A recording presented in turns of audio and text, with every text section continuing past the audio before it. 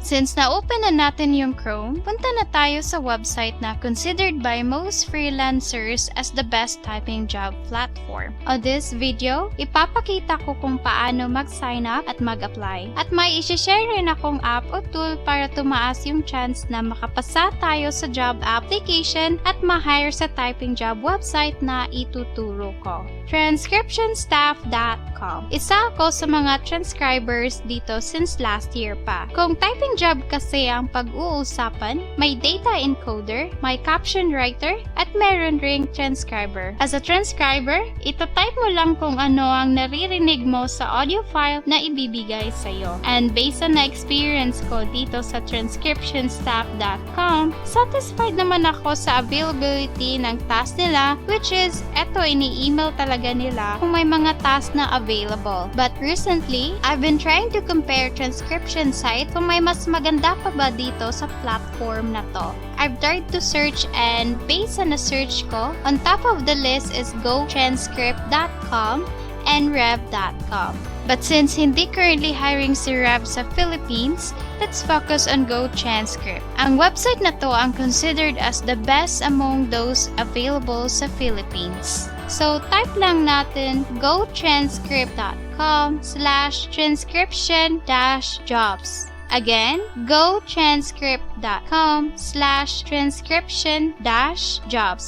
Mataas kasi yung rate, then beginner-friendly rin yung platform at di rin need ng professional qualifications. And then, kung pupunta tayo sa Glassdoor, which is known for company reviews, if you compare GoTranscript to other transcription services, mas mataas yung overall rating nito at mas magaganda yung comments from their employees. So, since nandito na tayo sa site nila, mag-sign up and apply na tayo. Make sure na tapusin mo lang tong video na to dahil yung isi-share kong app para lumaki yung chance natin na ma-hire as transcriber dito sa GoTranscript ay magagamit rin natin sa real job if certified transcriber ka na dito sa site na to. So again, ito yung site ng GoTranscript. Scroll down tayo ng konti at makikita natin ang rate which is $0.6 or 34 pesos per audio or video minute. At ang maximum potential earnings is $1,215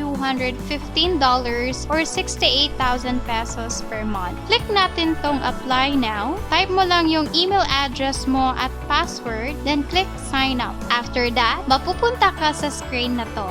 And this job nga pala, dapat 18 years old and above ka. You should also have a good basic English skills and good listening skills. So dito sa screen na to, bibigyan ka ng quiz containing 10 questions. But before taking this quiz, basahin mo muna yung transcription guidelines by clicking this button. After clicking, you will see this page and dito natin malalaman kung ano ang dapat gawin at pati na rin yung text format description kung full verbatim ba o clean verbatim. Mababasa rin natin ang timestamping pati na rin ang major rules and guidelines na dapat nating malaman at matutunan. After mo mabasa ang mga to, that would be the time to take the test. The lowest portion ng page, click natin tong test job link para mapunta tayo pabalik sa 10 questions na kailangan nating sagutan. Kung may isa kang mali, ipapasagot uli lahat ng 10 questions until matama mo lahat. So there's no need to worry kung ma-fail ka the first few tries. Mag-a-upload rin ako ng separate video para ma-explain ko isa-isa yung rules and guidelines dito sa GoTranscript. So pause mo na saglit, hit that subscribe button and notification bell para ma-notify ka when I upload that video soon. Again, if may sagot ka na sa 10 questions, click confirm at pag tama na lahat, idadirect ka nila sa test job page kung saan may ibibigay silang audio na kailangan mong i-transcribe. Dito ko na i-share yung trick na sinasabi ko kanina na magpapadali sa trabaho natin as transcriber. And at the same time, it will help us na mapasa natin tong test job application. Ito yung step sa pag-transcribe ng audio manually na walang gamit na tool o app. So first is makikinig ka lang sa audio. Much better if may headphone ka. And while listening, itatype mo lang yung naririnig mo. This audio is used for the transcriber.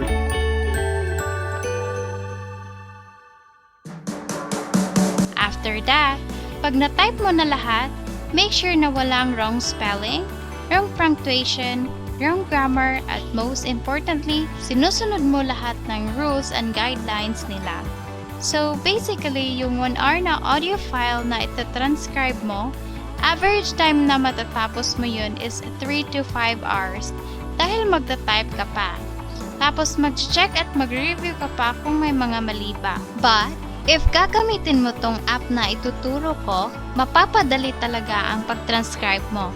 As in, mapapadali talaga. Instead na itatype mo yung naririnig mo sa audio file, may tool o app na nagko-convert ng audio para maging text agad. And this app na na-discover ko is so far the best I found sa internet at di rin need magbayad. In order to convert the audio into text, syempre dapat ma-download muna natin yung audio file. To do that, go to google.com and type mo sa search bar, Chrome Web Store. Click mo tong Chrome Web Store, which is the first result. After that, dito sa search bar, type mo Audio Downloader Prime. So click natin tong first result and then click Add to Chrome. So basically, ang ginagawa ng tool na ito is magdetect siya ng audio file sa kahit anong website. Tapos it's up to us kung i-download ba natin o hindi. So pag nilagay natin yung mouse cursor dito sa icon niya, makikita natin kung may na-detect ba siya na audio file na pwedeng ma-download. Fortunately, dito sa test job ng GoTranscript, pwede agad ma-download yung audio file, but in most cases, sa real job na, hindi pwede, so need natin yung Audio Downloader Prime. So dito, click mo lang tong ellipsis o 3 vertical dots and then download. And since na-download na natin yung audio file, convert na natin ito to text using v.io. Sa search bar ng Chrome, type mo lang v.io and then click upload your video. So sa screen na to, dito natin i-convert ang audio file to text. Drag mo lang yung audio file sa kahit saang area ng screen na naka-blue highlight. After that, click subtitles and then auto subtitles. English yung language na nakalagay, so proceed by clicking Create Subtitles. Generating ang nakasulat, so hintay-hintay lang ng ilang segundo. Fast forward tayo. After ma-generate, may subtitle na yung audio file. Itong mga pink boxes na to, ang mga generated text, so try natin tong i-play. This audio is used for the transcriber test at GoTranscript. Okay, well, Steve, I'd like to ask you how your day was. I understand you had some problems with a machine. Can you tell me about it while I do the dishes? Balik tayo dito sa subtitles section and then click subtitles.